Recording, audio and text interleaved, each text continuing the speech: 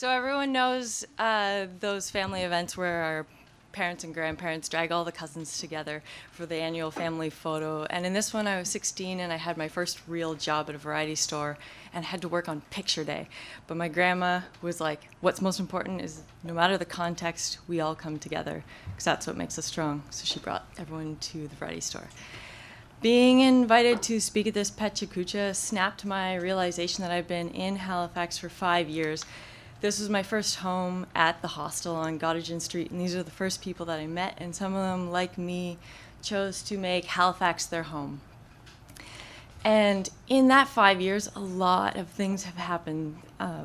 Everything from the collapse of major industries, some very controversial experimental industries, the wrath of Mother Nature, and a lot of difficult challenges that we have to make decisions on. And also in that 5 years, we've seen a lot of social upheaval as a result of these changing contexts and conditions that we're dealing with.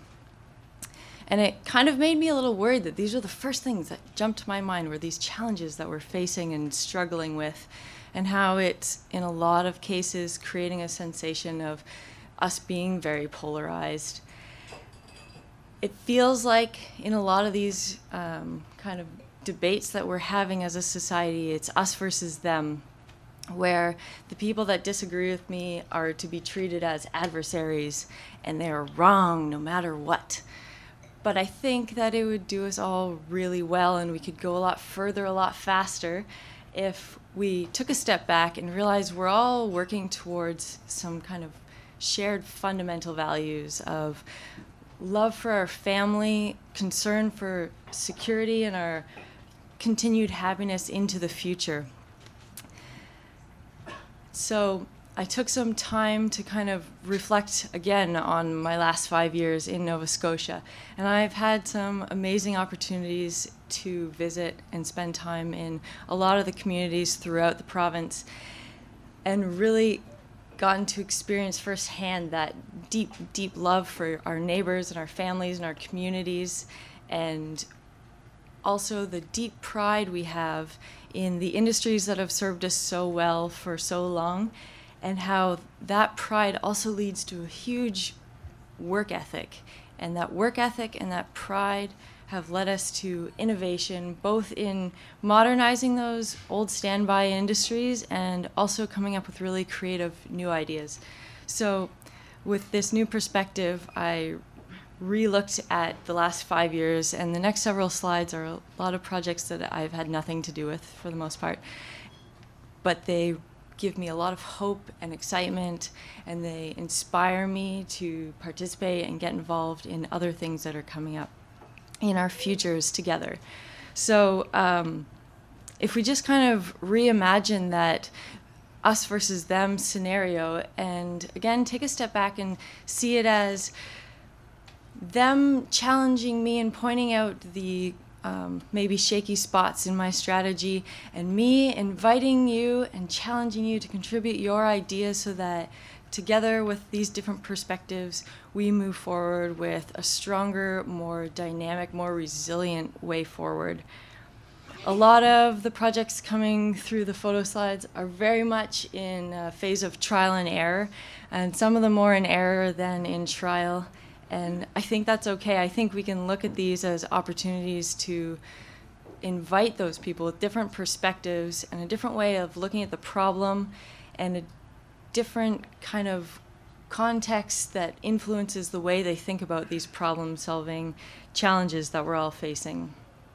One thing that I've come to recognize in the 5 years that I've been here is that I don't think that Nova Scotians even realize that a lot of the mechanisms that we have in place here as a province are recognized across the country as kind of the best case scenario, because a lot of the mechanisms we have to solve these problems are rooted in the communities.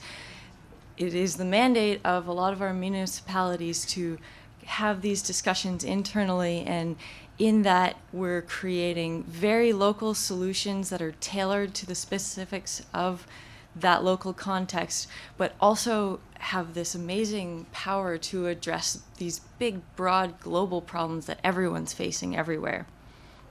And I think that we should really pat ourselves on the back for that. Growing up in a rural community, I have firsthand experience of feeling completely neglected by our urban counterparts, but also spending most of my adult life in these big urban areas, I have also felt detached and unaware of my rural neighbors.